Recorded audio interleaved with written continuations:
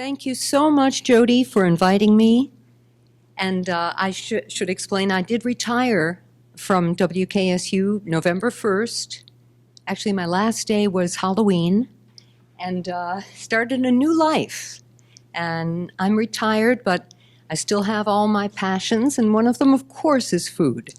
I got to, in the course of 20 years at WKSU, meet most of, so many interesting people in Northeast Ohio.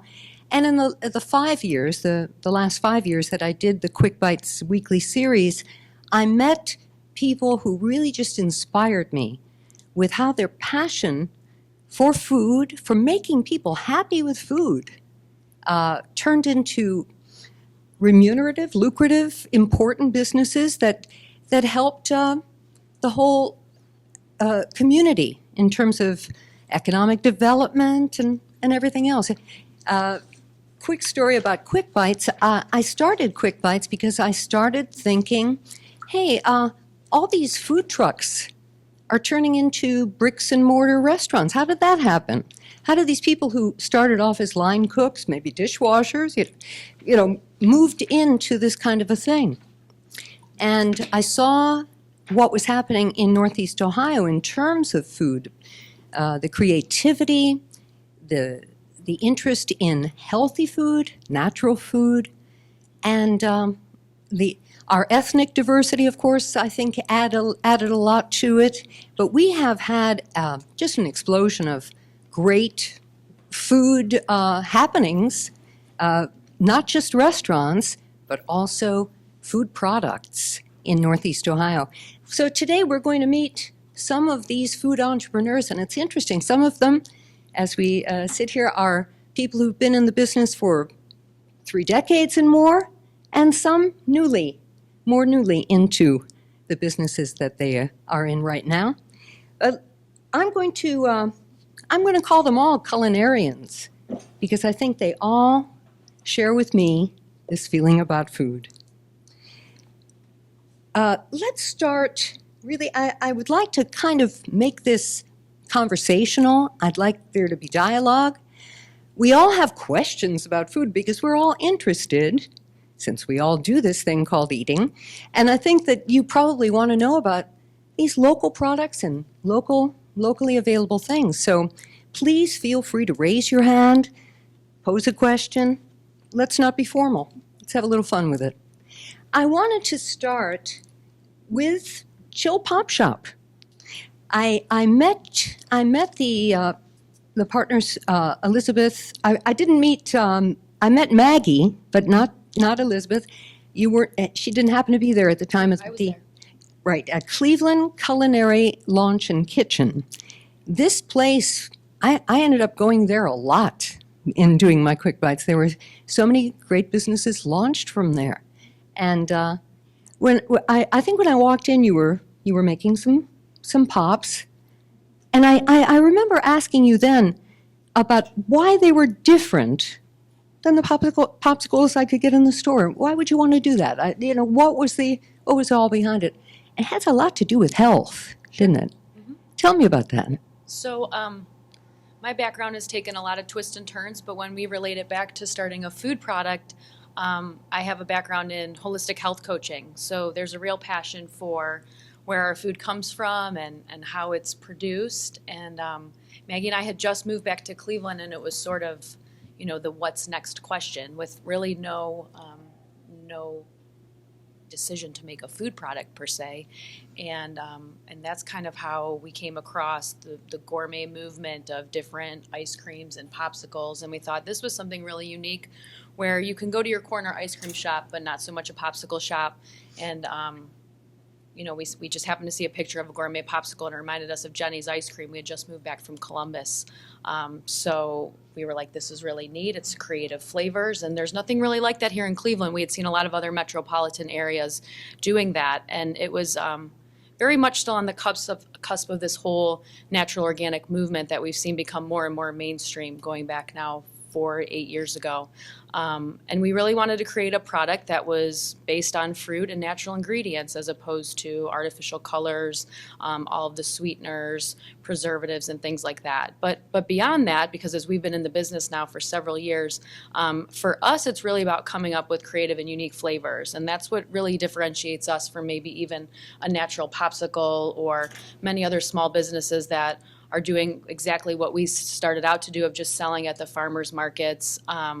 And we just, we wanted to kind of be on the cutting edge of what you wouldn't expect to find. So some things now that were our very first flavors that are now actually sold in grocery stores was the avocado mint chip, the black pepper plum, a lemon ricotta. And so that's I think where, we've been able to bring creativity into what we're doing with food, and that just got us really excited. But to make sure that it's the highest quality ingredients. Everything we do is with Ohio grass-grazed dairy. That hasn't changed as we've scaled our production. We continue to work with Ohio farms and dairies and small producers as much as we possibly can. And so everything from local to the cleanest, highest quality ingredients we can, and that's really the basis for our product. That's great. I'm going to ask you a little bit more later about the nuts and bolts of getting started. But first, let me ask you this. Was the very first pop that you made, was it in your home? It was actually in my grandma's kitchen. Right. And you mentioned the Cleveland Culinary Launch Kitchen. That was so fortuitous for us that the Launch Kitchen had just started right when we moved back and we started kicking around the idea of starting this business. Many of the things that you may find at festivals or at farmers markets fall under cottage foods, which can be made or baked or produced out of the home.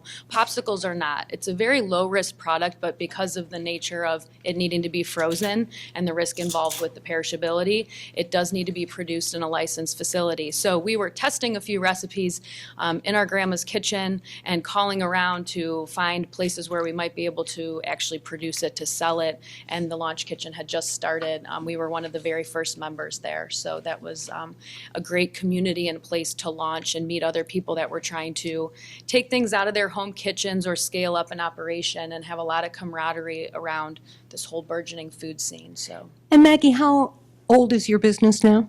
We started in the spring of 2013, so 4 years. Well, your neighbor here, Phil Neighbors, started a little bit longer ago than that. But I think, Phil, that your business, the origin, the seed of it, the seed of mustard seed started in your kitchen too, didn't it? With a cooking pot and about $60 of an investment back in 1978? Well, when we met, I was chefing at a little vegetarian restaurant, and she was managing a little health food store. That's his wife. My wife, Margaret. We met and we fell in love, and pretty soon we're living together. Okay, it is the 70s. Yeah. And and friends of ours wanted a vegetarian wedding catered. They asked us to do that. So we each chipped in $30, split right down the middle, and we bought a $60 stainless steel cooking pot to aid us in this scale cooking. I think we had to cook for 40 people. It was like a big deal.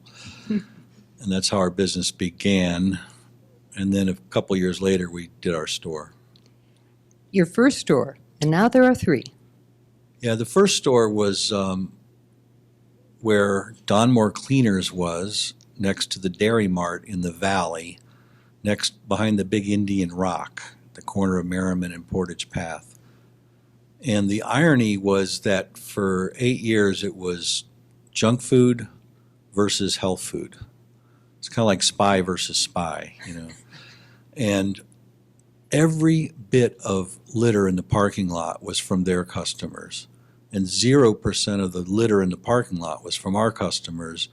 And it just signaled kind of a different consciousness around food.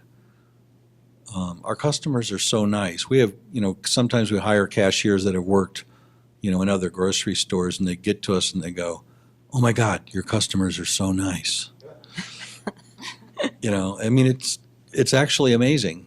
We got we didn't get $100 in bad checks a year. We just didn't get them. It was amazing. Well, sitting next to you, Phil, is another food entrepreneur who I believe your business is a little bit younger than Phil's. A lot younger. When did you start? I started in 2012. The beginning of it was in 2011. Unbeknownst to me, I didn't know I was going to start a business. I was late in life doing this, but I always wanted to do something, and I happened to walk into the store, something like my own, and thought I was going to go in and eat an olive, because like the name of my store is Olive of My Heart, so I thought I was going to go to a store that had olives. And when I came out, I was so fascinated with it, I couldn't even grasp all the stuff that was in there, and because I bought walnut oil and thinking I was buying olive oil, and I didn't know what I bought. And lo and behold, my husband said to me, because I took him to another store like that up in Michigan, he said, I've talked to the supplier, and if you would like to start a store, you have to find a location. They won't talk to you till you do. And that's when I went on a 4-month hunt looking for the location. But I can tell you, I hunted and hunted north, south, east, and west. But when I went by on the at the verge of, when am I ever going to find it, I drove past the house that I'm in down there in the southern edge of Hudson. I'd always had my eye on that house. I grew up in a little village called Mogador. I'm sure you all know of it. Mm-hmm. And I always, that house always caught my eye. And when I pulled up to it, the person that I needed to talk to let me in. And then I called my husband on his way home from work, and I said, you need to get here. I've found it. Just like I found your wedding dress, I've found it. I found what I'm looking for.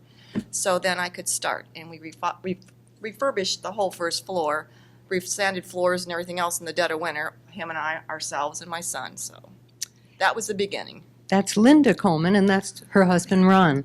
And we'll learn more about your business as we go along.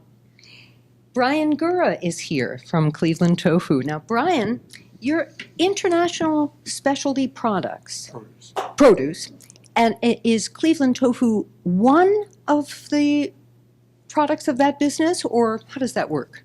It's actually one of the companies within. One of the our company, companies. but your company is what, more than 3 decades old? Oh, no, it's 23 years old, so 23? 1994. Mm-hmm. 1994. Oh, So okay. trying to compete with Phil, but we're Yeah. just a little bit behind. Oh, okay. But yeah, started a produce company in 1994, and yeah, I would have never thought I got into tofu. I was selling tofu for years. Started actually a transportation company in '96. Bought Stouffer's original building in Cleveland in 1999. Started a holding company for tractors in 2001. Ah, And tractors. 2000 yeah, I tractor think trailers. I So think I'm going. Oh, we got a lot of okay. transportation that runs across the country, Uh-huh. and which I said I'd never get into either. But in about 2012, the owner is like, "Hey, I need you to buy the," because I've known him for over 20 years at the time, and I knew the previous owners. He's like, "I'm getting out of it. I want you to start making tofu." I'm like, "My plate's full. I don't have. There's no way. It's a small little company. I don't have the staff to make tofu." And for about 3 years, he just kept twisting my arms, saying, "I don't want it to go out, but it's, you know." The last tofu master had put his kids through college. He was like, "I'm done. I'm not doing it anymore." And I had known him for 20 plus years. He goes, "Brian, this is not hard." I'm like, "Everything's hard." If it was easy, everyone that eats tofu would make their own tofu, but it's not. I mean, everything you do is hard. And Well, so you were deliberative in the beginning, but it seems like you don't regret that decision. no, it was, and again, I surrounded myself with people that weren't afraid to jump in. Mhm. Took my warehouse manager. He was used to getting up early anyway. I said, "Hey, we're going all the way down to Waynesville, Ohio." And he said, "Okay." I mean, how far can Waynesville be? You know, 3.5 hours later, he's like, we got up at 3 o'clock in the morning. He's like, and here's this, 62-year-old giant tofu master that you can't, it's a dairy farmer. This guy's working like crazy. And my warehouse manager goes, "Man, we're never going to pull this off. We're never going to get this thing done." I'm like, and he's like, "You only need, 1 or 2 people to do this." I'm like, "We need an army to do this." I mean, this guy's just, it's all timed. It's all moving along. I'm thinking, It all starts with know, soaking, and then there's grinding. there's soaking, and there's grinding, there's separating, there's ingredients. It's all wet. It's hot. There's water splashing all over the place. And But you have to have the good raw material. Now, right. let me talk. We're going to talk a little nuts and bolts here too about how things happen, how things come together.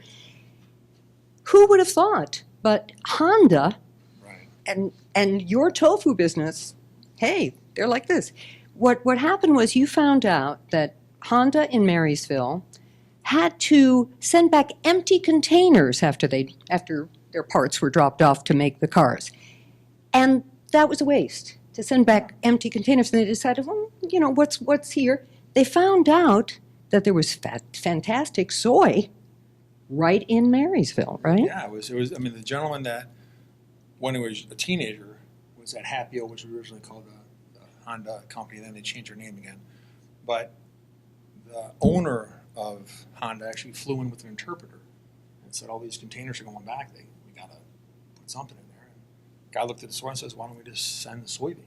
So he walked up to this guy's neighbor, Joe Hanisek's neighbor, and said, you know, you're growing soybean, but you have to grow it basically my way. With the interpreter telling him, goes, who are you? And goes, Honda. We're gonna be able to. We'll and with a handshake deal, supposedly, he said, I'll take all the seed you and your family can grow for the rest of your lives. Wow. And that was back in the 70s. And these, you call them pearls, white pearls. They're perfect. And when I first bought the company, the owner said, and I knew the previous owners, they all said, just buy the seed just from Happy O. I'm like, and people call you nonstop because you can definitely save money. You can save a ton of money by buying seed somewhere else. And they're like, it's the cleanest seed all the time, and you don't have to have a seed separator, which I never knew what that was. And until people came in from South Korea to see, and like, where's your seed separator? Are you cleaning your seed first and then putting it back in the bag? I'm like, we don't do anything. You didn't need to do that. We But just bring it in. the quality of the seed is that The good. quality's amazing. I mean, And that's why you've got the texture and the taste that you want. right. Well, let me just stop for a second here, and I wonder if anybody here in the audience, I know if I were sitting in this audience, I'd think, I wonder if I could start a business.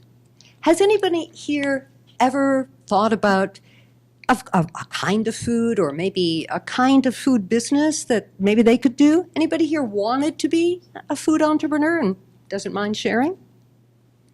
Not really, huh? Oh, there we have one. What was your interest? I used to own a pizza business, and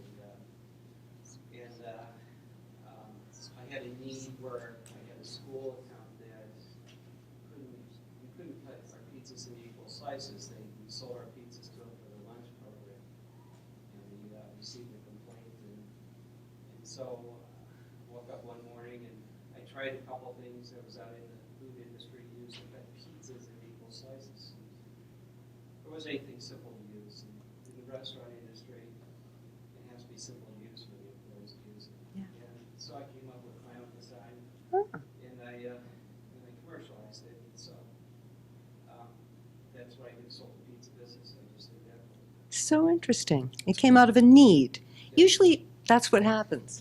A need arises and some smart person figures out how to solve a problem. That's great. Well, I wanted to talk a little bit more about nuts and bolts again. You started, Maggie, pushing carts, right? Now, how can you go from pushing carts to now you're in 60 stores? Or how did that happen? I mean, it seems like small beginnings. I think from the outset for us, we saw the potential for the business to go in other directions. Certainly, starting from a push cart was it was an investment, but it was a much less investment than growing the business in other ways. So it was an easy way to get in front of people and test reaction to the product and get out there. So that was how we started the business, but sort of always had it in the back of our minds that we'd like to try to package it and take it in different directions. So that was sort of always the vision right from the start. And I guess what might be for the growth of the business, fortunate that we have some seasonality here in Northeast Ohio. So during the winters is when we worked as furiously as we did during the summers on those aspects of the business. So it was during a winter season when we had gotten out of the launch kitchen and we were actually going to open a retail shop while we were simultaneously designing the packaging to try to pitch to retail stores. And the first account that we landed was Whole Foods on a regional level. And that was, the quote unquote pivot for the business, where we knew that if we wanted to take advantage of the opportunity, we wouldn't really have time to manage a store and really grow that side of the business as well. So that's sort of what prompted our growth into the grocery channel. Did you find a niche there with natural, no artificial coloring type of pops? And is that how you got into the retail? Because of that niche, finding that niche? Sure. I mean, I think again, the strategy was that we were going to be trying to approach some of our local independent Northeast Ohio stores and maybe try to work our way up if things were positive. But but there's so much overlap. I mean, it's changing constantly all around us, the blur of conventional and natural and organic. But still, our strategy right now is to very much go for the quality of our product and to really be working still on that natural organic specialty set more so than conventional. And, we've gone through all of our certification processes of being, certified gluten-free, vegan, getting the non-GMO certification. So it's come a long way from when we very first landed on a few local shelves to even where we are now a year later. Well, speaking of evolution, Phil, your company, your business really evolved. And as I understand, natural foods, natural products, and then at a certain point, fish came into the business. Seafood, right? Yeah, well, that's kind of when we became a real supermarket and we started selling fish. And then poultry. Incidentally, we sell her product too. Oh, good. We started this business because we really believed in it. My wife began, reading labels when she became pregnant, and everything that she couldn't pronounce or understand got thrown out. And, it was a do-it-yourself natural foods industry back then. You had to be your own store. You had to be your own filter. We started our little store. It was kind of half pills and half food, and that's as much food as we could find to resell. I just got back from the big trade show. There were 77,000 people there. And our plot to change the world is working. You have organic and natural foods in every supermarket in town, soon gas stations. The center store is shrinking in terms of all the artificial ingredients. The big brands are buying up all these upstart brands. You can sell out for big bucks, by the way. I think two times earning, or 2 times sales, 2.5 times sales is what Justin's just got sold to Hormel for. And there's a revolution going on. Yeah, the food industry has not historically in America been concerned about your health. And by the way, the medical industry hasn't been concerned about food. And the irony there is that there's a profound relationship between your diet and your lifestyle and your health outcomes. Science is, now, after 35 years, a lot of what we've been saying is proven to be true. And there's direct relationships with what you eat and how healthy you are. My ultimate, though, is, food that's not just pure, but also local and part of a vibrant restorative farming community. And, I want food that's grown with love and made with love and served with love, as well as being pure. I want it all. I just want the whole thing how it's supposed to be. Tell us, Phil, about the Ohio Ecological and Environmental Farm and Food Association, how they allowed you to take organic products and then make your own products with them for resale. You had to get a certification. Well, the organics is there's a law of what organic means, and I was actually part of the crew that helped get that done in Congress. You testified. Yeah, I was part of the strategy on how to get it done, and I got 2 bills under my belt. The other is the Dietary Supplement Health and Education Act of 1994, known as DSHEA, which allows for a regulatory framework for dietary supplements. But I had a lot of eye-opening experiences in doing these national efforts to move federal legislation around these subjects. And what I found was there's a lot of dirty dealing going on in Washington. And there's a lot of pollution of not just our food, but of our process of what gets approved and how it gets approved. I was very disheartened by the state of our government in my experience with getting these bills passed. And in both cases, the only reason we won is because we had people power. The drug industry spent $30 million trying to defeat our bill, and we spent $3 million and we won. And we won because we had people power. We had every vitamin pop and little old lady across the fruited plain writing their congressman, about don't take away my vitamins. Because it was all spurred by the FDA proposing to reclassify vitamins as drugs. It was totally a power grab by the drug industry. And we kicked their ass. I mean, we beat them. Thank you. And, Thanks for the work but you it was did. but it was people power that did it. It was the people standing up for what they want, and that was a great lesson to me. Well, Phil, as discouraging as dealing with Washington and the government might have been, are you equally encouraged, on the other hand, by the grassroots demand for the kind of food that As you I want to said, sell? our plot to change the world is working. It's working. And you know what? We have a lot of organic babies that we've watched grow up into adults, and it's beautiful. Linda, tell me about your dream venue. As you said, this was a house that you knew, that you always loved. Well, I didn't, I just admired it from the outside. I didn't really know the particulars on it, but after I got in it, there was a gentleman there that knew everything about it because he thought one day he was going to move that house to a different part of the property and own it. But that didn't happen, and I do know that it's two houses put together. I know it has the name Heil Danforth on the outside of it. It says 1869. They used to sell popcorn on the front porch because there used to be fields of corn, and that's where everybody come down and get their popcorn. There's some people still in town that know that little house quite well. I did have a lady that told me she was born in the kitchen. That's now the kitchen. That was her bedroom. Her last name was Cunningham. I think she still is alive. I'm not 100% sure right now, but so I did get a lot of history in that. And I've always liked old homes, and Hudson's very well known for their houses, so, and keeping them up. So I just really fell in love with the inside of that. It's got 4 fireplaces in that house. So And this house is now filled with olive vinegars and oil. That's correct. We started out with probably 30 or so, but now we're up to like 60 different products in there. We have fused oils. I explain all of this. My passion is teaching about extra virgin olive oil, what is the best kind and how you can get your hands on it. And I do teach the chemistry and the properties of the olive oil, where the International Olive Oil Association set the bar and where my supplier's standard is double the standard starting point is doubled and goes up from there. Because I've got the last one on, we haven't even put it on the table yet, it's like 10 times the starting point. And I teach everybody how to test their oils to find out whether it's fresh or not, because a lot of people do not know this. They don't know that bottled olive oil should be in dark bottles, not clear glass. That's one of the number one precursors to know whether you know a little bit about olive oil or not.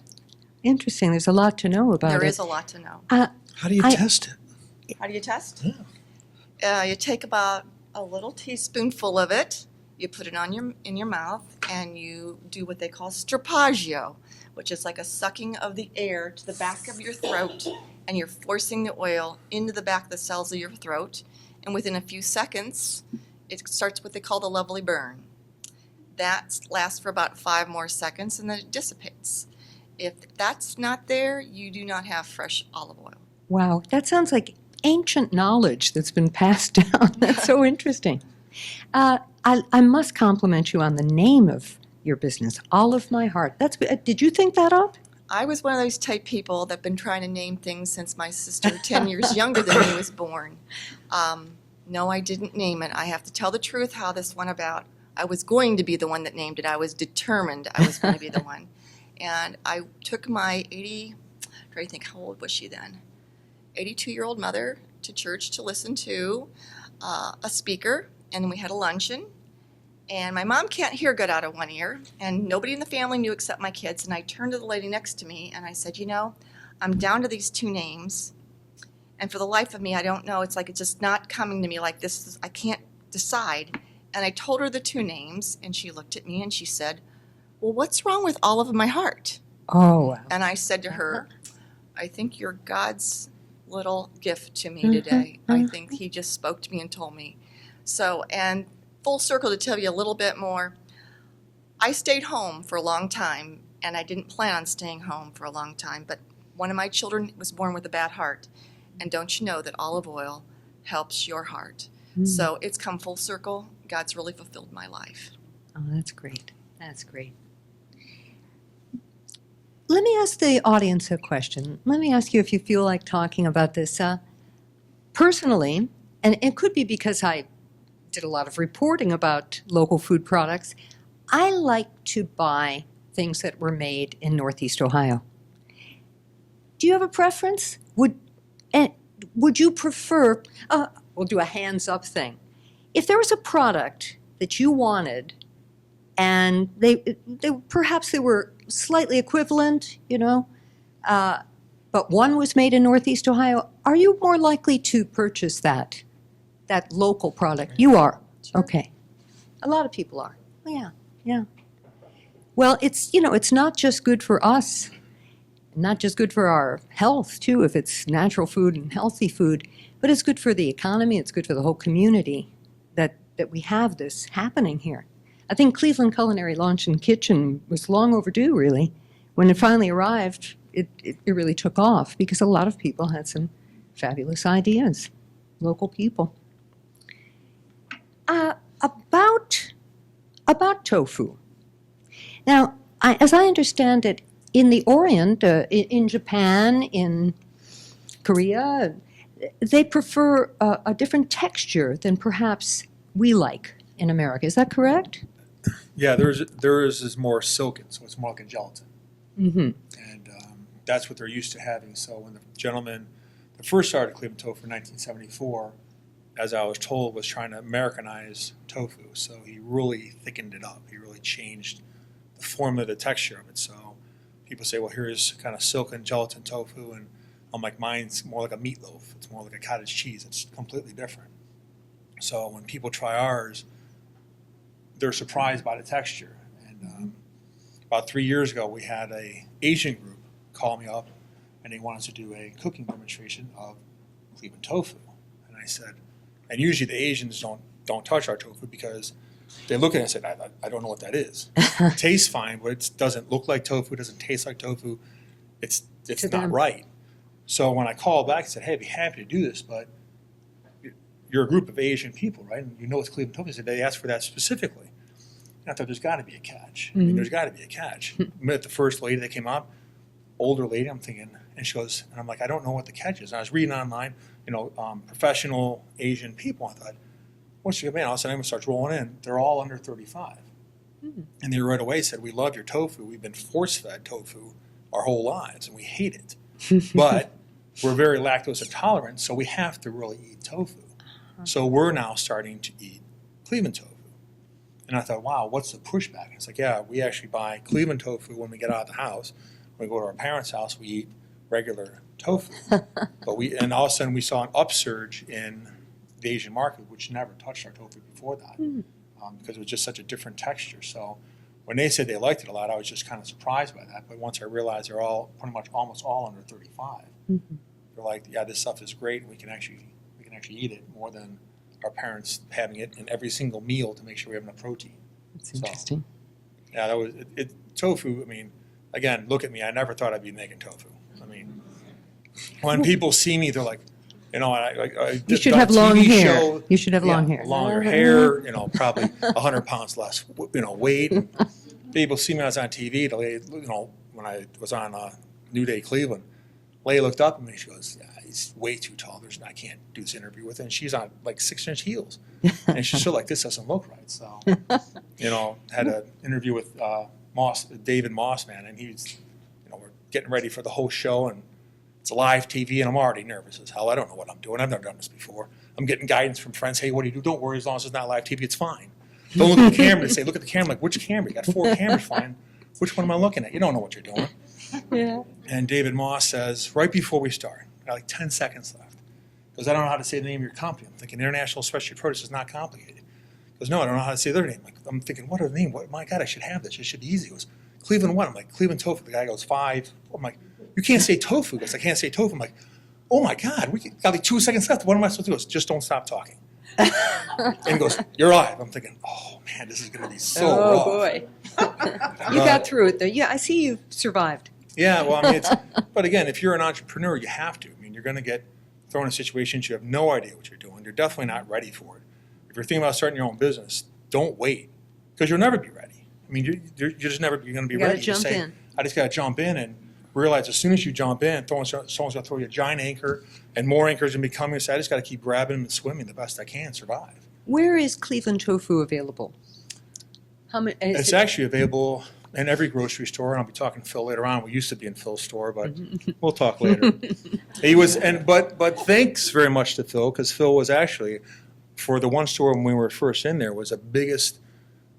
He sold per store the most tofu we've ever had per store. I started saying, my God, if we can only get every other store to do this. And I basically said, hey, if mustard seed, most big stores at the time, Giant Eagle and Heinz said, who? I said, hey, mustard seed's doing this, and they're selling 6, 7, 8 cases a week. How can you guys be a giant grocery store and only be selling like 30 cases a week? So I thought me challenging them, it really helped, because people started saying, okay, I know who mustard seed is, and thank God people are very competitive. Can't some little one store place beat us. We got to be able to beat these people. I'm like, yeah, that's what you got. Got to beat Phil Neighbors. You can't beat you out, you giant, grocery stores. But it helped. So I mean, he was a great launching pad for us to really get other stores to start going. I mean, I didn't realize that Phil wanted us to do organic, and the struggle with everyone else is for us to go, to certified organic. It wasn't like triple our price. And everyone said, nope, we don't want it. So that was our struggle then. And at the time, Happy O didn't have certified organic seeds, so now they do. So Now they it's- do? I'm talking to Phil about Okay. that. A lot of new companies have taken that Cleveland name. I'm thinking of Cleveland Bagel. What else? Pride of Cleveland. Cleveland Liquor, Cleveland Cleveland Kraut, Cleveland Lime. whiskey. Yeah, there's a lot. Cleveland Kraut. Yes, and I love Cleveland. From Cleveland Cleveland Kraut. Culinary Kitchen. Yeah, there's. I Yeah. saw Cleveland Crowd out in California last week. Really, but do you think now? Doesn't it help Cleveland that these Cleveland name products are going all around? It does help, and again, Cleveland doesn't have maybe the stigma it did 20 or 30 years ago. I mean, it's all changing, and it helps to have brands that are older. For me, it does. And people say, hey, from 1976, Giant Eagle's taking us into potentially starting to go us into PA, wants to take us into Indianapolis. So the Cleveland doesn't have a problem, because even for Indianapolis, even for PA, it's still local. So local compared to the East Coast or West Coast for tofu. So, it really can be local. And when people look up and say, okay, what do you do? How do you do it? I'm like, we don't use a machine. That's why we're more expensive. It's done by hand. It's done the old-fashioned, horrible, miserable, hot, wet way, as all my employees will say. If we just automate it, I'm like, if we just automate it, all you guys should be gone. I mean, I would just press a button and be done. That brings up a point of curiosity. How about the pops? Are they handmade, or do you have a machine? For the most part, yeah. As we've continued to scale our operation, we've retained most of the handmade qualities of what we do. We're automating more things on the packaging side to find more efficiency as we grow. That makes sense. Yeah, still a lot of chopping, cutting, mixing, pouring, all by hand. Linda, your products are imported. Yes, they are. Have They you- come from have all you- over the world. Yeah, from all over the world. Right. Now, do you travel to these places? No, I don't. My Uh-huh. supplier is my link and the way it rolls, and I will give you the details. Veronica Foods is my supplier. She is the third generation. Her children coming up behind her are the fourth, and she revitalized her grandfather's olive oil industry. And what she did was she changed the standard for herself.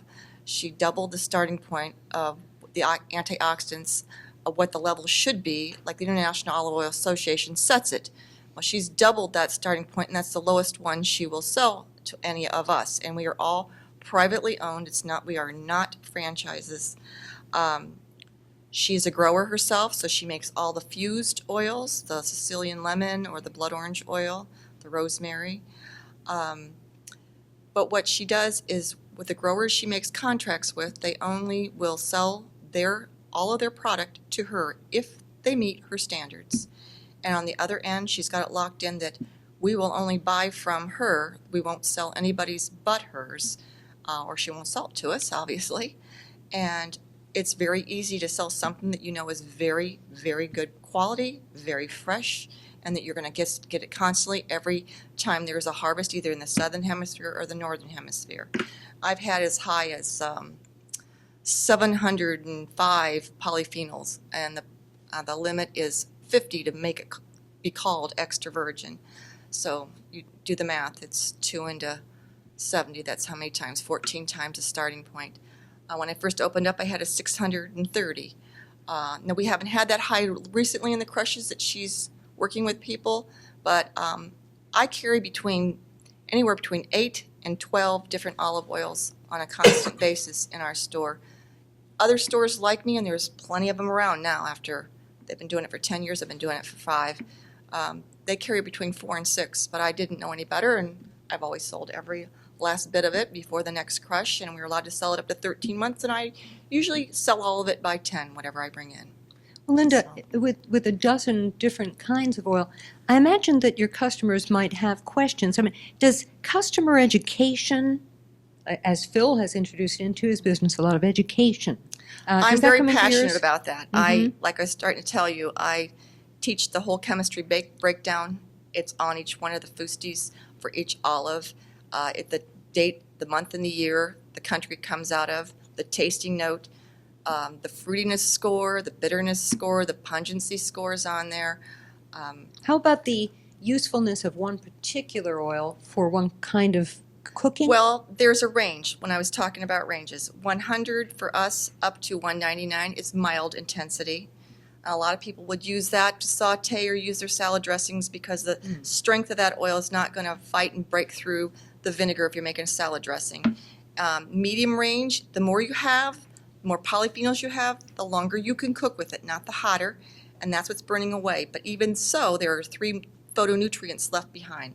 There's squalene, olein canthal, and lignans. Olive oil is the #1 key source of any food you can ingest raw that will ward off breast cancer, and it's been proven. We sell the Pink Ribbon Diet book. That's a research dietitian that studied cancer. She studied foods, I should say, and then she took cancer patients and tried to get them to stay in remission by going through her little diet program, and she came up against the Cancer Institute's low-fat diet that's debunked, but we've been sold it for years that low-fat is the key to losing weight, which it's not, and they finally said they're wrong. And she also beat out the low-carb diet as well. And hers is based around the Mediterranean diet, and her #1 food source in her book is olive oil. Then she teaches what kind of breads you should eat, and veggies, and fruits are only like the snack to get you to the next thing. And 3/4 of the book is diet. It's called the PBU diet, plant-based olive oil. But she did throw in chicken and fish because it's heart healthy. That's very interesting. Can I ask a question? Yes, sure. So, long time ago, I was trying to buy some ginseng. Mhm.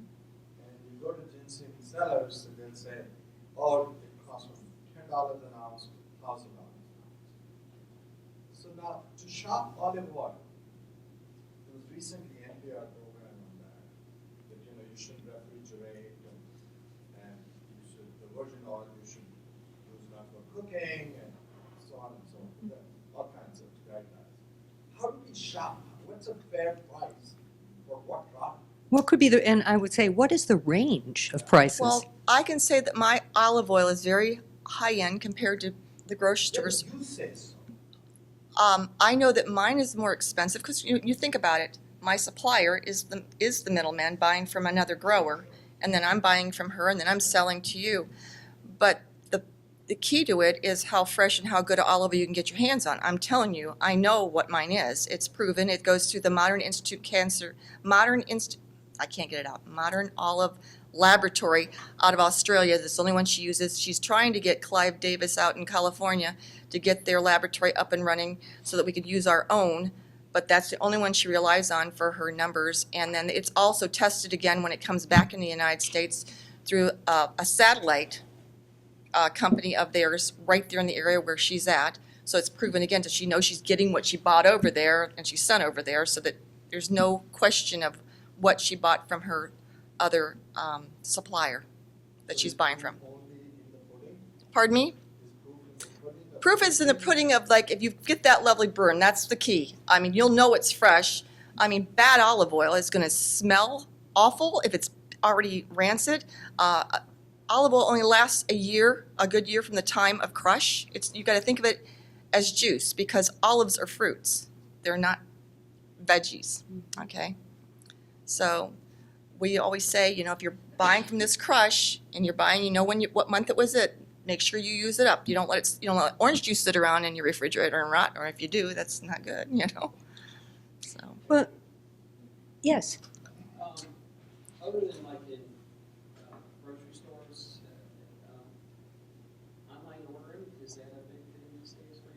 Yes, we have online ordering. There's, that goes on as well. We have our website, and there's other stores like us that have their websites too. There's a book that we launched, help the author launch his book. He studied olive oil for 20 years. He's been on 60 Minutes twice. People come in, our customers come in and ask me, like, I want to make sure my olive oil is good. I said, well, that gentleman, here's his book. We helped launch his book in 2010. And he writes about our supplier in there because she's doing it right. And it has been adulterated for 100 years and sold to us because Cleveland, Ohio and northeastern Ohio cannot grow an olive tree. So we have to get them from California if we want fresh olive oil. That's the closest to us that we get, and we get it within about 2 months of crush. So, and I see a lady back there who's been holding up her hand. Yeah. Yeah, I have a general question for the panel. As a consumer, if you don't go into a farmer's market, but you go into a mustard seed or another supermarket, there are so many labels. So, for example, if you want to buy eggs, you can get farm raised, organic, cage-free, grass-fed, and all these different labels. You talked about the whole organic labeling and legislation in Congress. Is there something that government or the food industry is doing to try and standardize so that as a consumer you know that you can buy organic, and that means that it's not just fed organic food or grown organic farms, but it has movement and slaughtered humanely, etc., etc., etc. Gotcha. So the organic law for eggs requires a certain amount of space, that at the time was generous relative to the rest of the industry, access to outdoors. There's certain standards that go along with organic eggs, as well as the feed is organic, meaning it's raised without, pesticides, fungicides, etc. So there's a standard for organic eggs, and they're generally on the higher end of the price range. Separate from that, there's also pasture-raised eggs. Pastured eggs, the Vital Farms is a national brand for pasture-raised eggs. You can really only grow them year-round below the Mason-Dixon line, so there's really not any Vital Farms, egg farms around here. But we sell a lot of eggs that are local, that are pasture-raised, but they're only seasonal. So in the next couple months they'll come on and we'll sell them, until it gets cold, and then they're not available anymore. So you really got to, read a label. But when it comes to organics, you might think about how pesticides concentrate up the food chain.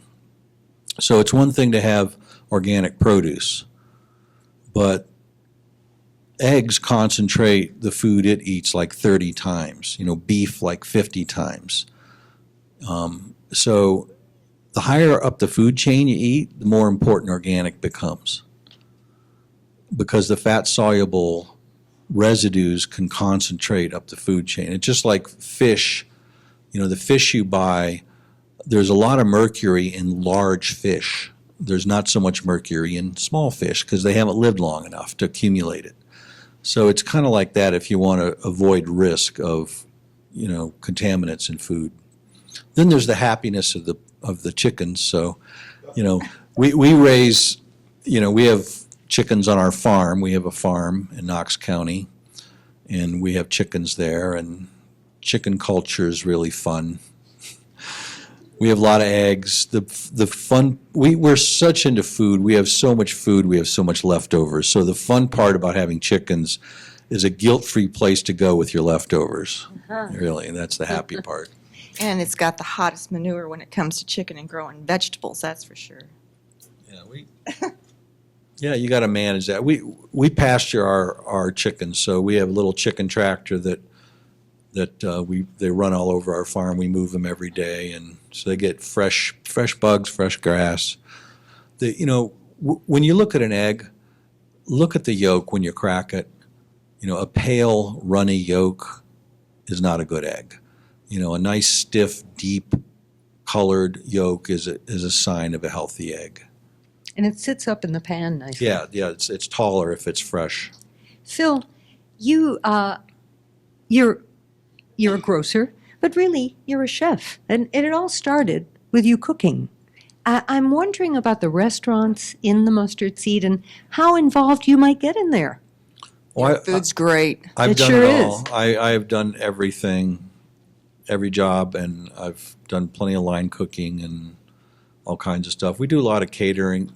Not everybody knows what we do. We also, besides what you see, we also do a lot of real high-end catering.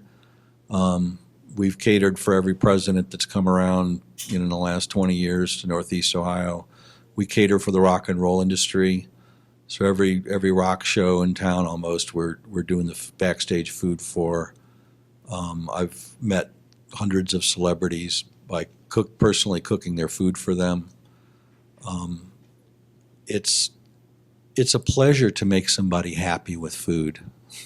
Sure is. I mean, we all know that. I mean, you can really make somebody happy. I mean, if what is life for but joy? And one of the biggest places we experience joy is around our food. And it's a rhythm that happens every day. The sacred nature of food to me it's throughout history. Every religion has their special foods, their feasts, their fasts. We measure the rhythms of the year by when the food comes in. There's those special family meals where everybody sits in the same place and we have the same foods, and we all get a little older and watch each other. But the foods that we celebrate with become more than food. It becomes a kind of a sacred medicine that we measure our lives by. Let's talk about family a little bit, because these businesses, yours too, a family business? Well, I started myself, but like my father retired, came work with me. My wife saw me falling apart quickly, so She got into it. she thought, I'm like, it's not ready. I mean, again, you're not ready. I'm like, I was a year and a half into it. She's like, you're sleeping like 2 hours a day. You'll be dead before you're gonna be ready. I'm like, I kept thinking, let me get a little bit bigger, let me get a little bit more organized, let me have a few more employees. And she's like, how about I just come in and help you? So, God bless her for doing it. But again, I realized right when she came in, she's just a better manager. She can organize people. She's like, make sure you show people what to do and do it. Where since I started, I just did everything myself, which becomes difficult because you're like, okay, I'll be at the work at 3 o'clock in the morning. I'll go to Detroit at 6 o'clock at night. I'll get home at 1 o'clock in the morning. I get an hour and a half sleep, go right back to work. It's okay. I'm young. I can do it. I can do it. I mean, if other people can do it, I can do it. You might get old that way, though. Well, Well, again, we hope you will. Maggie, you and Elizabeth, you have a division of labor too. Right. Who does what? I was going to have Maggie answer this one. We get mixed up all the time. Oh, Elizabeth, I'm sorry. But Elizabeth. no, we like to kind of say the mind and muscle or the brains and brawn. But in our official titles, I sort of function as the CEO, or we actually like to say the chill executive officer. And Maggie is our chief. This is you. me, and that Maggie is the chief product officer, and so she really handles a lot of the production and everything related to the product, and also the creative side from the marketing and the social media. But we really both have our hand in pretty much everything, so we couldn't do it without the other, and we complement each other really well. Linda, is Ron also involved in the business? I couldn't start this business without him. Like I said, he's the one that told me I was allowed to have it, and he is and was a CFO, so he's my numbers guy. He got my computer up and running. But I'm like more the person that I'm the marketing girl. I'm the one that could sell the stuff, and he doesn't like talking to customers. Now he can talk to customers like there's nobody's business, like I wasn't even there. I could just go home and not even think about it now. But at first, it's like that's all I did was get up every morning. I ran that store. I had my niece come in the summer that I opened, and then she went home. So I was like one-man band for about the first 9 months. I ran that store with a little bit of help at times, and he was working another job. So I just sit down there in Hudson and wait for somebody to show up. But it was good. I feel like we've done quite well the very first year. I've never looked back. It's grown exponentially every year since we've been open. And you have kids and grandkids. I mean, is anyone going to No. join you? Well, we moved around for 13 years. I'm a little rubber brat, and so are my kids. So they've learned to move around too. So the closest one's Cincinnati, and Uh-huh. I've got one in Key West, I've got one in Connecticut, and then I've got one that's in the military with her husband, and they're moving all over the country. So I only see the 2 twins down in Cincinnati on a regular basis. So of the 8, I see 2 of them on a regular basis. Well, Phil, you probably see your sons, Gabe and Abe, on a daily basis. I do. My wife officially retired from the business. That doesn't mean she doesn't have certain things that she's still in charge of, but she's really running our farm.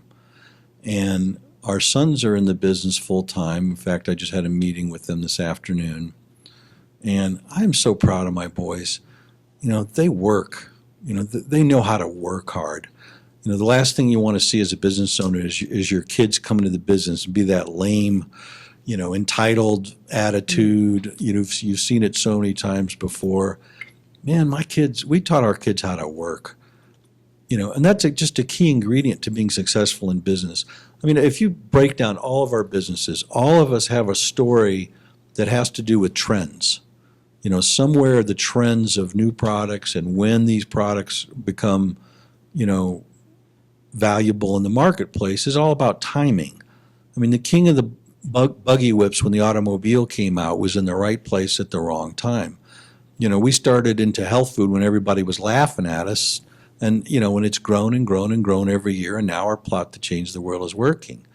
We've made every mistake in the book, and we're still standing because the category kept growing. We're way too nice to be really good at business, but here we are. We survived. Now our sons can take it to the next level. They're into stuff that I don't even understand. You know, and talk about division of duties. You know, somebody's going to be good at one thing, somebody's going to be good at something else. You know, you need a molecule. You need every particle to be bound together in a molecule of purpose. And it's the greater purpose about why you're doing something that really provides the spark. Hard work is kind of assumed, but there's this greater meaning for being here. Why do we exist? What's the greater purpose? And hopefully it's bigger than just making money. And in our case, it's this wellness mission and a mission to change things, you know, and it's happening. Well, now we might get squashed like a bug, but, you know, again, here we are. And we're glad you are. Well, yes. I do have a question for each of the panelists. If you could quickly review, what were the biggest challenges when you were starting out, be it monetary, marketing, getting employees, all of that? And how did Yes. you overcome it? Yeah. How did you overcome it? All of those. It's all of it. It's time. Again, you know, I was saying, hey, I had no problem. I was young. I could get home at 1 o'clock in the morning, get back up at 2:30, go back to work. I could last how long? My wife, she's like, oh my God, you're going to kill yourself. You can't. And you're going out. You're not only going out. You're going out for dinner. So you got to drink because that's what these people do. You're trying to land this big business. You got to get all this stuff done. And there's no time. Then you got all the other agencies you got to deal with, and then you got all the taxes you got to deal with. Then you got accountants got to come to you. And you got attorneys that get involved. And everyone just does one thing. Hey, come on, you got to put some money in there. Especially government. They all got to get paid first. So there's always all these challenges in dealing with all of it. How to overcome every situation you have. But time is a big thing. I mean, I would have never thought 23 years ago, here I am sitting here, older, balder, fatter, but you're still sitting here and you're trying to reinvent yourself every year. Think that I had 5 companies. Thinking 23 years ago, I'd be lucky to survive 2 or 3 years with one. And every time I turn around, there's something else I got to do, something else I got to create. My wife just says, she just turns her head and, she obviously works with me. She goes, I know he'll do it. He'll complain about it. He'll swear about it. He'll run around and say, I'm not going to do it, I'm not going to do it. But the more I complain about it, the more she's convinced I'll do it. I just got to figure out how to. I got to figure out who to get and how to make it work and how to get it done. But again, it's tough. Elizabeth, you speaking of obstacles and in getting started, you spoke of government things, getting certification, to get permissions. Sure.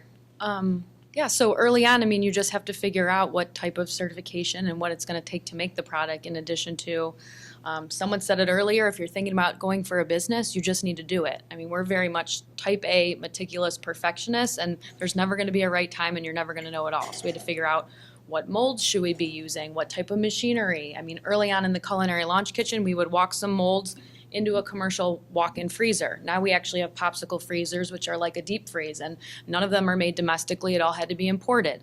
Then once you figure out importing it, someone calls and says, you know, you need a customs agent to get it through. We didn't know what that was. And so that's one minute example of the layers and layers of you figure it out, and then you figure out the next thing, and then you figure out the next thing. And the same thing with certifications and HACCP plans for your facility, and dealing with the ODA and the FDA, and on and on. And that probably never stops even from the beginning of your business, I'm sure, Phil. You have these things, and you still have all this, the government overlook of it. Yeah, the government's my favorite subject. But, there was a question to all of the panelists that I got a burning answer for, so I want to give that. You know, as we grew, and we grew a lot, there came a time when Margaret and I couldn't manage everything. You know, when we had about 40 employees and we were each working 12-hour days, 7 days a week, we were pretty much in the room, so we could call an audible on anything that came up because we were there, we were present. But after you get to where you have multiple stores and you have a few hundred employees, you can't call an audible on everything anymore. And that's when you have to have systems, and that's when you have to have key personnel. So the keys to solving the problems, the multiple problems that comes up as one grows, is to have systems. And the systems have to be based on principles. So you really got to know what your strong principles are that everything else flows from. If you don't do that, then you're just chasing your tail. The other key thing in our history is the key hires that we made. We brought people that believed in our mission, and the alignment on the greater purpose is the most important thing about that, together with that they have the skills you need. But there's been key hires, and there's also been key fires. There are times when somebody didn't fit, and, you know, again, we're way too nice. You let somebody fail, you know, for multiple years in a row, eventually it's hurting you. You wake up and you go, okay, something's got to give here. And it's never easy to fire anybody, but believe me, it gets easier because it's the right thing to do, not only for your business, but for them if they're in the wrong position and they're not thriving themselves. So key hires, key fires, and systems all based on principles was a thing that really helped us grow. How many employees do you have now? We have 342 today. It'll be 341 tomorrow. Somebody's in trouble. So it went from 2 to that. How about you? How big is Chill Pop in terms of employment? Do you employ? We're probably up to about 6 people right now, but we're about to be going through a major hiring spree to get ready for the spring and summer production. Mm-hmm. But I agree to that. I mean, even though we're a small team, everyone seems to be so passionate about the product and very emotionally invested about the culture that we're trying to develop. So it's been a great buy-in, and this is the team that we think that we can continue to, you know, grow and surround ourselves with more people. Tell me about the All of My Heart team. It goes up and down depending on the influx of the sales. And like I'm sure Phil knows that at Christmas time is the hottest season, and we usually have all of us in there, and it's usually about 7 people going full tilt. And there's times when it's like deer in headlights. I'll have people standing over in a corner, and I just stop and say, we will get to every single one of you and give you the time and the attention you all deserve. Just give us a minute. Where there's 7 of us, and we're working hard for all of you. I'll make an announcement like that because there's only so much we can do to push them through, and it's a tiny store. So we haven't grown exponentially that way as far as numbers. We go up and down with what we need. So right now we've only got 3 besides myself and my husband. Well, Brian, there's a lot of soaking and grinding and coagulating and to do for the tofu. How many people do you employ? Well, between all the companies, we have like 26. Mm-hmm. I still count my father because I can't take him off, so he's 76 years old. comes down once every other week, has like 3 customers she's got to see, which is fine. He enjoys doing it. You go out there, put the food in his car, drive out to see him. And everyone knows it's just so much easier just to have them pick up, but they won't, because my dad still wants to go see him, wants to talk to him, enjoys talking with him, have lunch with them or whatever. So, and yeah, I mean, I know he'll never completely retire. And when I lost one of the people in my office just 3 days ago, he calls Ray and goes, I can come back full time. And I know my mom's in the back of me goes, no, you can't either. Not only can he make it full time, it's just my dad's losing his hearing. And I'm a very impatient person, but if you watch my father, I get it all from him. So he would last a few more minutes and say, okay, I got to take a break, and be gone for the whole day. There was a question here. Yes, I think rather than having my own business, I'd love to work for all of them. Applications, but I'd love for you to just kind of run through a typical day that you have for each of you, and also just speak of what's your ultimate goal at the end of the day. It can't just be profit, and I just wonder, what that is. You've kind of spoken to that, but. For me, I mean, a typical day, and it's, my kids started when they were 8 and 10 years old packing tofu. And my son, after like 15 minutes down before we put heat in the basement, was down there thinking it's cold, I'm going to take a break, like it's 20 minutes. My daughter told my warehouse manager, no, because Dad will force us right back down, let's just get it done. Let's just finish the job, then we get to take a break. So my goal, and again, Phil's doing now with his son, which is admirable. My son is very interested, second year in college now, and he's very interested in the business. And my daughter may or may not be, like she said, she just wants to, retire with a great husband and just take life easy. But that's when you're young and you think you can pull that off.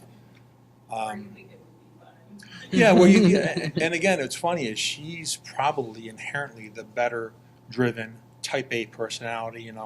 Like since she was like 4, we can't walk in a room without her noticing it. Something's moved in the room, and she knows it. So she's she's me, which is her curse. And my son is very laid back, relaxed, but a very hard worker. When he first started, I put him down in the warehouse. He's 14 years old. He heard my warehouse man treat him like anyone else. Isn't going to break, that he has to work hard. And after the first year, he's like, he's working, getting up with me, get to work at 6 o'clock in the morning, gets home 4 or 5 o'clock, never complained, never did anything, but just stuck it on. He goes, Dad, why'd you stick me down there? I'm like, I don't know how to train you for my job, because I run like all day long. I just put out fires. I run from job to job, even when we're coming here. Like, okay, I'm getting out at 2 o'clock today. We're leaving at 2 o'clock. So it's 3 o'clock, it's 4 o'clock, it's 4:15. I'm like, I got to still write this, got to still make my notes, got to figure it out, and I got to still relax and get this stuff done. But hopefully, if my kids want it, I mean, that's a hard thing too. I mean, how you sure your kids want it, that they can do it? In the produce business, you see a lot of family people just ready to kill one another. I mean, a lot of Italian families are in it, and the kids are all in it. From little, they grow up and they resent one another, they resent their parents. I'm like, so yeah, I don't want it, so I want my kids to want to do it.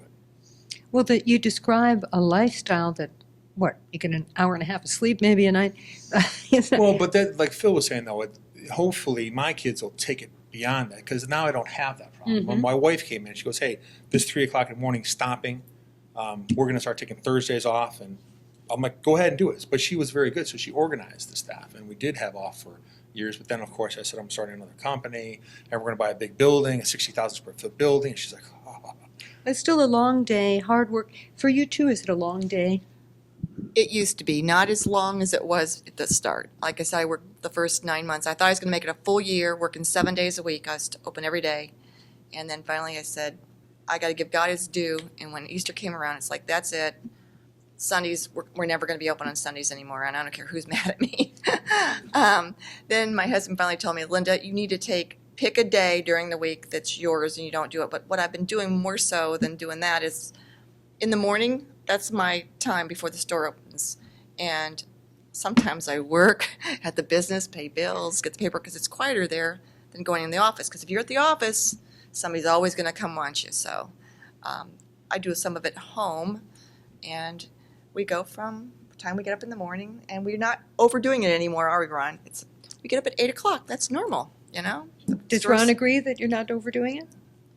We do it all day. We do it all day long, though. But, it's not like I will start talking about something an employee did or how we're going to fix that in the evening when we're watching television. He goes, Linda, it's enough. It's like, yeah, but if I don't talk about it now, I don't want to think about it Yeah, again. you don't know? want to forget. Yeah, Maggie, Elizabeth, do you and Maggie have time for a life beside, this young, new business? Not really. No. Not really. No, it doesn't turn off. And as Phil mentioned, we were also in California for the big show, but we were able to stay a couple extra days, and all we did was go to all the grocery stores in California and check out product. But that's what we loved to do even before starting the business. We found that other than loving food and how it's made, we really loved the grocery side of things and packaging, and we've seen, it all kind of come full circle of all the things that you really enjoy. So no, even when we have had a few times to travel, it's been for the business, and we bring it with us. So recently you and Phil were both out there at this show. We were, yeah. What's the name of the show again? That's the Natural Products Expo. And they have an East and a West, and as Phil said, the West is pretty much the biggest for the natural products industry. It's massive. Did you see other Cleveland and Akron people out there? We did see Cleveland crowd out there, yeah. Saw Mhm. Cleveland crowd out there. Good. You say it's a group because I feel it's right. You guys are talking about long hours, but you're passionate about your business. That's right. That's what drives So you. it doesn't bother you. It's not an 8 to 5 job. I wake up 4 o'clock in the morning. Some of my best ideas come from 4 o'clock in the morning.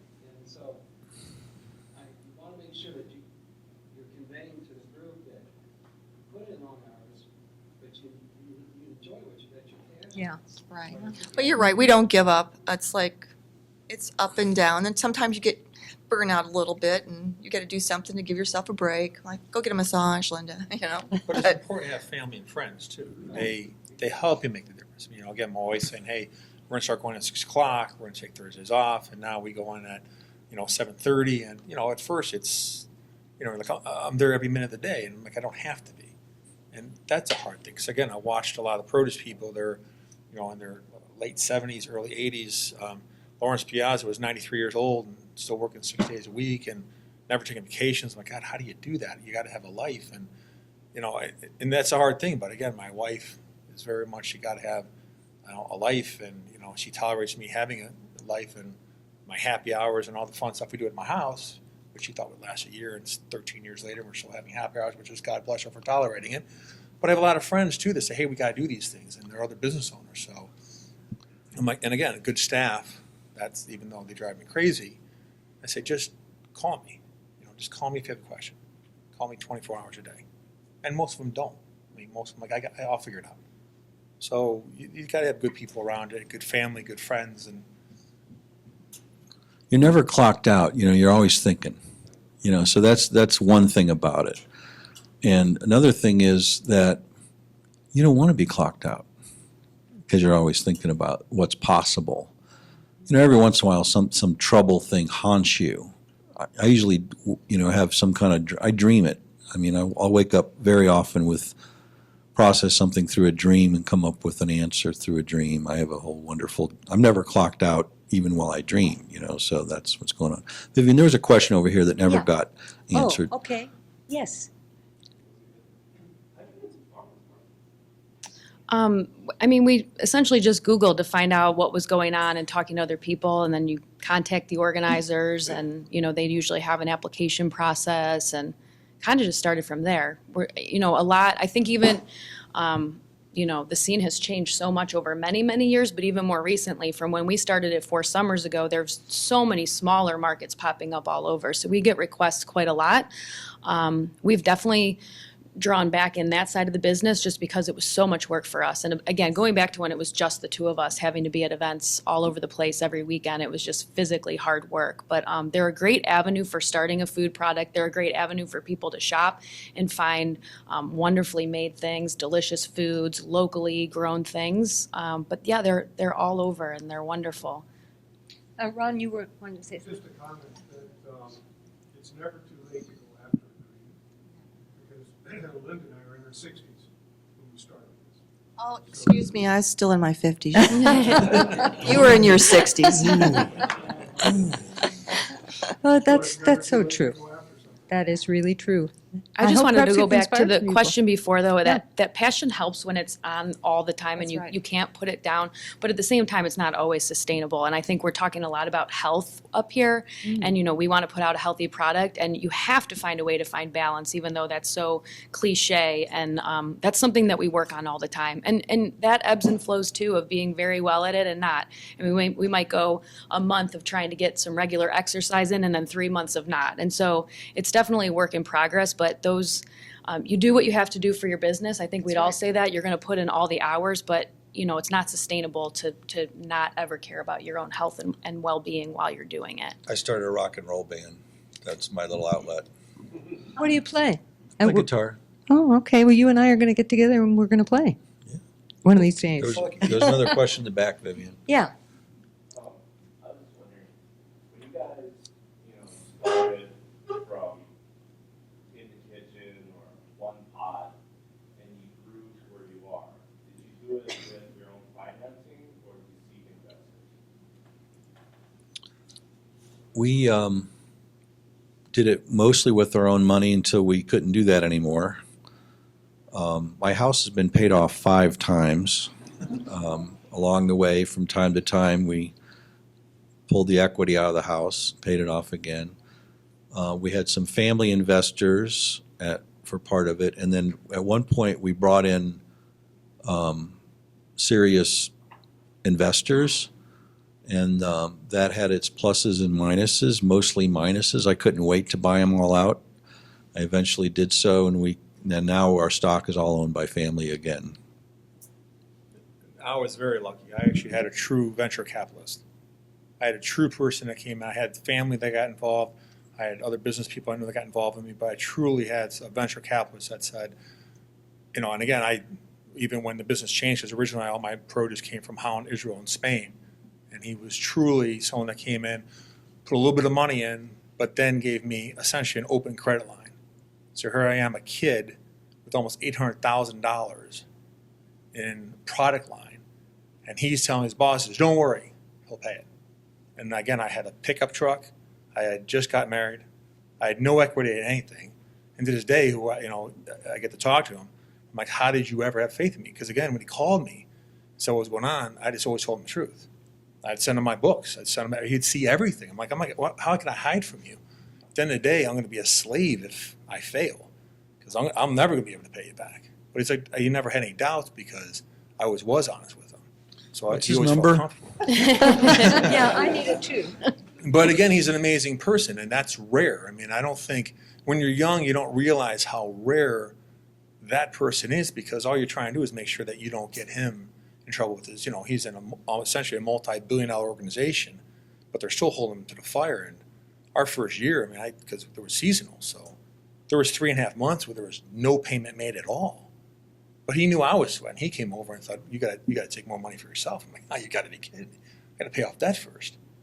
But he saw me like that, so he saw that that's what I wanted to do, and he always felt comfortable with it. And didn't have a problem arguing with his bosses. But again, he had the ability to argue with his bosses with their money that I had. So I've talked to food entrepreneurs who worked 9 to 5 jobs and then their business. Sure. And Yeah, that that's- happens too. Have any of the panelists had to work a side job? Not these panelists. Okay. Yes. I have. Oh, you have. Okay. So I- As the business was. So Maggie came into Chill Pop in traditional healthcare as a respiratory therapist, and she has kind of kept one foot in there, usually one day every other week. So it keeps the mortgage paid and the roof over our heads, so to speak. And it's all about health again. Sir, you had a question? Yeah, if you had outside funding, and it sounds like a strategic investor, they generally want some sort of, what is their incentive? Because it doesn't sound like there's a liquidity in that. Well, they got, at the time, and we had already paid back all of our money, they got bought out by a multinational, multi-billion-dollar company, and they wanted to become my partner. And when I was on a conference call, I just said no. And there was just silence. I said I came from a produce company before, found out that the owner was insane, had mental health problems, and I said I'd never have a partner again.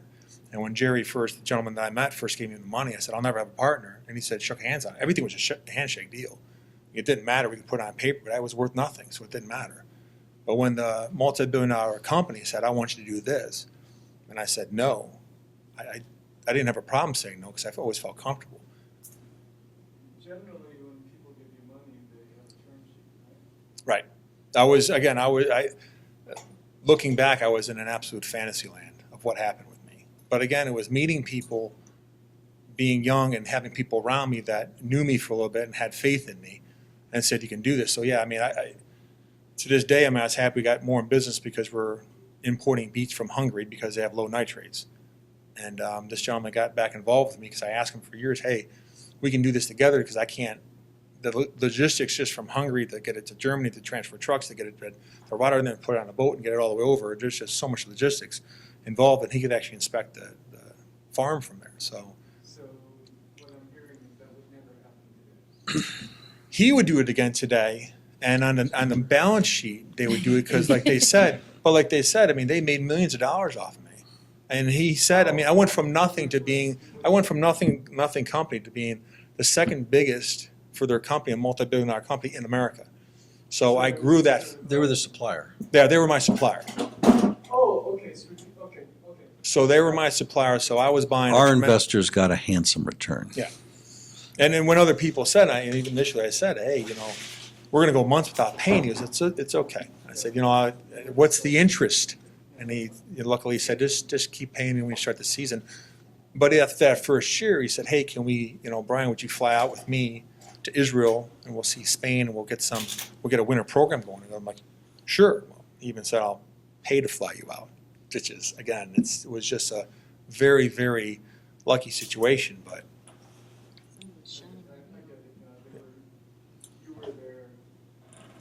Expansion. right, and they got me into trucking. I said I didn't want to do it. I came from a trucking background, and they said, hey, we want you to get into trucking. I said, I don't want to do that. But he said, hey, we need you to do that. But you can get big. You can get very big. You can get out of the market. It can get out of hand. It can get out of hand. Phil, I think you are still the biggest purveyor of natural and organic food in our state. Is that correct? Well, no, I think Whole Foods probably has us beat on that by now. At one point you were, though. I know We're the that. biggest in Akron. But are there any dreams of empire? I mean, you have these young, very intelligent sons. I mean, Oh, they're hungry. They want to grow. Our company should grow. Frankly, our Solon store took a while to digest. We really built too big of a store, and that kind of slowed down our growth in terms of units. It took us a while to pay off that store. But the Highland Square store is under our belt. That's what I do. I kind of scout around for our next deal. I do the legal and the banking stuff, but I also just float. And then I'm really good at cleaning toilets, I mean, there's no job that's beneath me is my point. So, Margaret and I'm going to pull her out of retirement, and she and I are going to clean up around the outside of the Highland Square store, get the winter funk. But besides that we're both really good at cleaning and nothing's below us, it also just signals to all our customers like, oh my God, there's the owners, and look at them. They either think we're doing really bad or they think we're really cool. I had somebody walk by our house, and I'm outdoor mulching my cherry trees that I planted, and the acoustics were just right that he was saying to his wife, God, I thought they were doing so well. It's like, I choose to do that, it's like, I don't hire gardeners, I want to get dirty. But that does help the employees. I had an employee that I walked down there, and he's like, he was 38 years old. And I'm down there, dressed nice, putting lids on tofu, talking to him like anything else. And now he knew as the owner, but he thought, and he told me like the third time I was down there, he was like, I've never worked with an owner in my life. 38 years old. I've never seen an owner come down here. Other than say, hi guys, how's it all going? Or maybe bring us lunch and walk away. You're down here for a couple hours, you're answering the phone while you're doing it, trying to function. I'm like, yeah, because I knew they were short. And for me, to walk down and put some lids on tofu, it's a wonderful, mindless job. And if I can get not interrupted for like 15 minutes, I have 15 minutes of having them listen to music, and half the guys in the place actually in the band, so they're kind of bebop in the background. It just relaxes, and you're just kind of moving along, and I'll be moving faster than them because I'm not doing it all day long. So they'll try to keep up with me. I'm like, okay, you guys are doing this like all day, every day. Just, I'm mowing down here for 15, 20 minutes, an hour at a time, but I don't mind doing it. I don't mind picking up boxes. I mean, that's, when my father worked with me, the first thing he wanted to do was sweep floors. I'm like, Dad, I need your mind. I don't need you to be sweeping floors. But it's like, I need to sweep floors a little bit every day because it's all the stress is gone. All the stress of working in the insurance industry his entire life. And now he can guide me on things and use his mind, but he really is like, I don't want to be too involved. But of course, he's my father, so of course he got involved. So I always got in over my head. That was my job. There's a question over there. Food, beverage related business.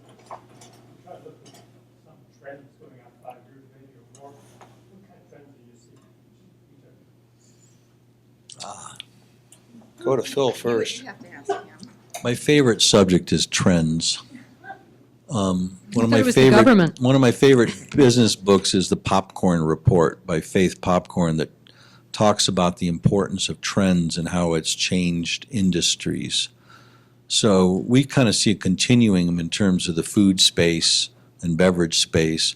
Coke and Pepsi keep buying all these upstart brands because their brand is shrinking. So which sugar water do you want to buy this week? It's kind of all sugar water, really, but some of it's a little more natural. But the real trends that I see, unfortunately, is people are cooking less. The baking aisle is shrinking. The fourth quarter, people will bake Christmas cookies. Maybe they'll bake a cake for their kid's birthday or something, but there's less and less baking going on. There's less and less cooking going on. More and more prepared foods, more ready to eat, ready to heat foods. That's continuing. Now there's counter trends to that trends. There's the special event. The special event ingredients tend to be the better things. We want to sell the Big Lobster tails for the Surf and Turf anniversary. We're going to do what Heinen's does and sell, dry aged prime meat. There's nothing health food per se about prime steaks, but if you eat one a year and it's a celebration, it's a good thing. And if you eat it every week, you get to where your neck does this. It's not good, not good. There's others I could go on and on, but I shouldn't. Well, wouldn't you say the one trend that really sort of unites everybody here is the health trend? Yeah, And it is a trend, let's face it. It wasn't, I grew up in a household where, although my mother was an excellent cook, there was no concern about fat and salt and anything like that. So the recipes that I knew really aren't the recipes that I use today. Well, your parents were happy to be alive. Yeah. They're happy to get out of the war. They're happy to get past Right. depression.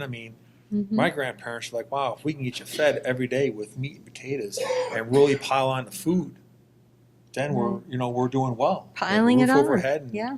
can never have too much because you never know when the next depression is going to hit you.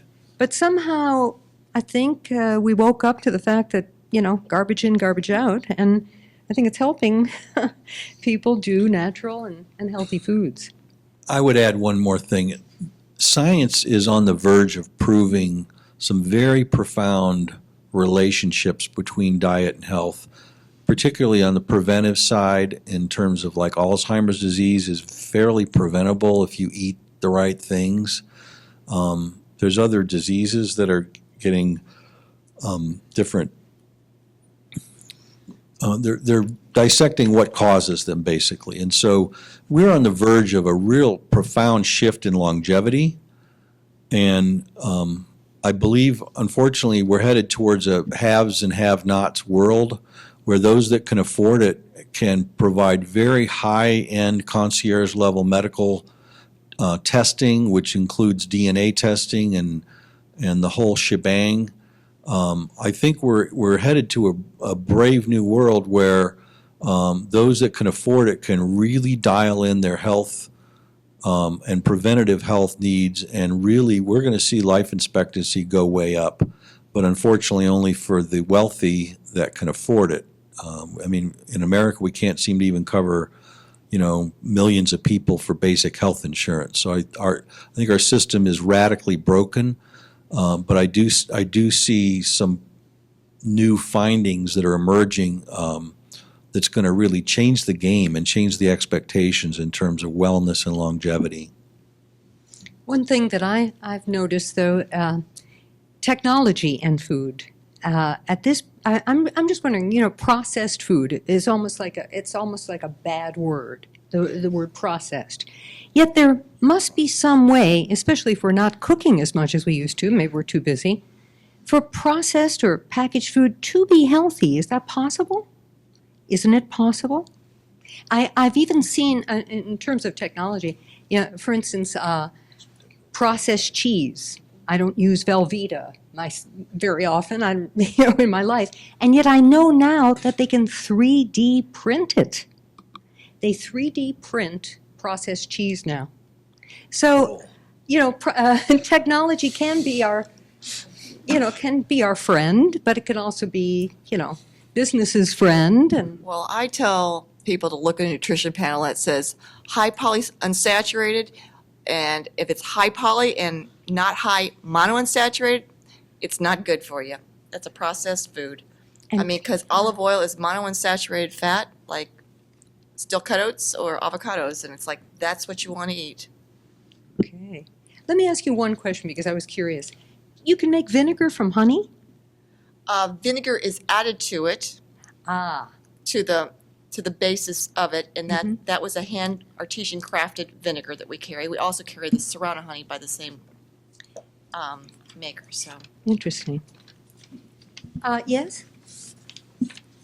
So, speaking of healthful food and sourcing in Northeast Ohio, I guess it's kind of more for Elizabeth. Like, how did you come across your sources? Like, was there, something other than Google that you kind of looked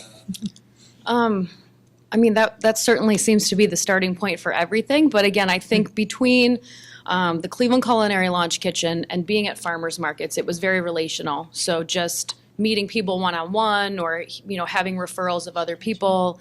As we've grown, some of the flavors that we make, we're having to source from outside Northeast Ohio just because of the volume, but we still try to, during our, seasonal time here, still use those, smaller suppliers of more of what's in season and what's local when we can. There's a secret food website. It's called Fugle. Is there a lot of networking? Have you noticed networking in the Cleveland and Akron food community? Besides, of course, farmers markets are where a lot of networks are begun, but do you talk to your competitors? We've met our competitors and we've engaged in a conversation. More so, though, I think that's what's so true to the Cleveland and Northeast Ohio landscape is there's so much camaraderie, and that's what we have found. A lot of those relationships from the first users or members at that launch kitchen have gone on to have products now sold in stores and have really scaled their operations or now have their own retail shops. And there's just those of us that have specifically grown into wholesale and grocery, we still talk about how we're growing and learning from each other. So yeah, I definitely think that there's a lot of networking going on. That's good.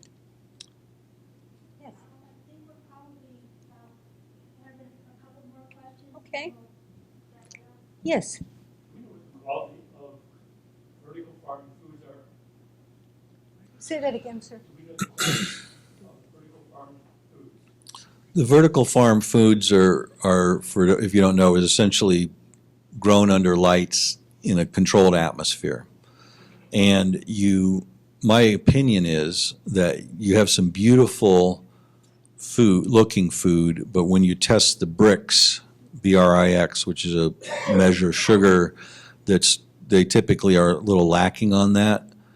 But it is amazing to get fresh local lettuce in December. So there's some trade-offs, but the appeal for me is more seasonal, more like it's like a winter solution. But that's not a business solution for that grower. They need, every 12 days or something, they want to harvest that crop. So we've yet to do business with them. First of all, there's no way for them to be certified organic, which is our niche and our focus and our preference. So until the organic laws include vertical farming, we're unlikely to be a participant. Yes, sir. So, for each of you, you're not trying to reach mass audience, you're trying to reach that consumer who is appreciative of the quality of the product and so forth, pay for that value. What have you found to be most successful in terms of reaching out to that audience? So for the retailers, you can't just wait for walk-in business, obviously. Consumer products, you have to. So how do you reach the consumer, educate them, bring them into, or work with products into the retailers that carry your product? So Advertising? Do you do some advertising? National Public Radio was a big deal for us for a long time. My upstart son wanted to spend those monies someplace else, so we've kind of taken a break from it. But when I hear Vivian's voice, and it's Fund Drive Week, okay? You know, all who listen, you know it's Fund Drive Week. I'm so happy I'm not there. Oh my God. I'm having like public radio anxiety right now. Yes, we've used a lot of radio. We've used newspapers, internet. So there's all different social media. So the social media been successful for you? Is that bringing the numbers? I get so many hits every day when it comes to Google and for Yelp and things like that. So yes. Do you all How to have get there? Facebook pages? Yes, we're on Facebook definitely. That's where we started.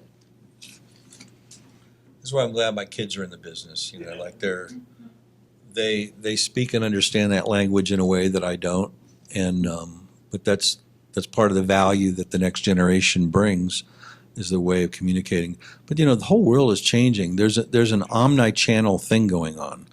I mean, there's a lot of internet food flying around. There's a lot of people want to do delivery. And, you know, and generally America's maybe not so much in the food business, but in terms of the mercantile, America's way overstored. There's going to be a bubble breaking about all this retail real estate, and there's just changing patterns around the whole thing. And I really think that I think the neighborhood stores are going to have legs going forward. That, you know, the big regional boxes, not so much. You know, that's just my sense of things. I think you had a question? So kind of on that vein, so are you seeing any impact from the whole, Amazon food stores and online shopping, and are you concerned? Yeah, I'm concerned there's an impact. You know, you can't get really a gallon of milk from Amazon very efficiently. So, you know, dry, non-perishable, you know, items are one thing, perishable items are another. You know, vitamins, which is a big part of our business, dietary supplements, you know, that's something that's easily sold online. And we were very concerned that we would have a really deep, big impact on that. But what we found is that we know so much about it. Our customers come in and they really rely on our knowledge and our experience. And they need that extra touch. You don't get that on the internet. You get a lot of bullshit that you're afraid of on the internet, really. So when you get a live person looking you in the eyes and telling you the truth, you trust that. And you want to buy where the trust is. And that's really, you know, our brand is about trust. We're going to tell you the truth about food. We're going to really try to be honest with you. And that's part of the value that we bring that can't ascribe to the internet. But it's a broken, you know, fragmented world. And omni-channel is, you know, I want to put a guy in a bicycle rickshaw delivering groceries within a half a mile of our store because it's cool advertising. I'm going to give somebody like a job and we'll sell beer. You know, our neighborhood's like perfect for that, you know, sushi and beer, you know, we'll bring it to you. That's why I live in Highland Square. I wanna thank everybody. One gentleman, just one more. I'm just curious, Elizabeth, how do you pitch your product to somebody like Phil? And Phil, what do you look for in a product? How do you decide which products you carry? The most quick response is that the grocery industry is very nuanced. We joke that it was like going to graduate school or having to learn Chinese to understand the way that it works. Most stores have buyers for particular categories. They have category review seasons, and this was stuff that we kind of had to learn on the fly. So essentially, we make contact with the buyer. In this case, it was Phil's Sons that we made an initial contact to, and we have our product specs and sell sheets, and we get those over, and then there's sampling. And now that we've grown beyond the region, we are probably, we know the UPS man on a first-name basis, and we're shipping everything on dry ice. So we have to get those samples to grocery buyers for category reviews all over the country. But that's essentially the process of how we make that pitch. And if it's a big account, we'll be flying out there and hopefully getting a meeting and making that pitch one-on-one and selling them on what we think are some real differentiators, even in the natural segment, between Chill Pop and other competitive brands. But you had a second part to your question. Yeah, and Phil, what do you look for if you're going to get a new product? What was it that could get you to put something in? Well, our buying criteria can be different on different days for different reasons, but generally we're looking for something that's better quality. We really value organic. And if it's not organic, we value non-GMO. We look for independent, family-owned businesses. In this business, years ago, all these brands that you've seen in natural food stores, they were all like little mom and pops. Now many of them have been bought by, big food conglomerates. Well, that's not great for us because their motivation is to take it to every store in the universe. They're not special anymore. I remember the day when we outgrew Dannon, or Dannon outgrew us, or whatever. They used to be a little natural brand. Then the French company bought them, and they put all these thickeners and all this stuff in them. And it's like they didn't meet our ingredient standards anymore. But along comes brown cow yogurt, and and they kind of took their place. So there's kind of an evolution of products. But we really look at who owns the company, and we want to do business with other mom and pop brands because we want to support that. Well, this has really been wonderful.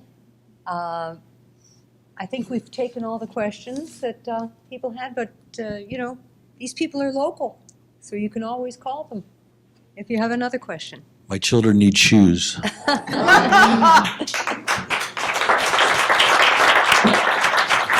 You've been lucky.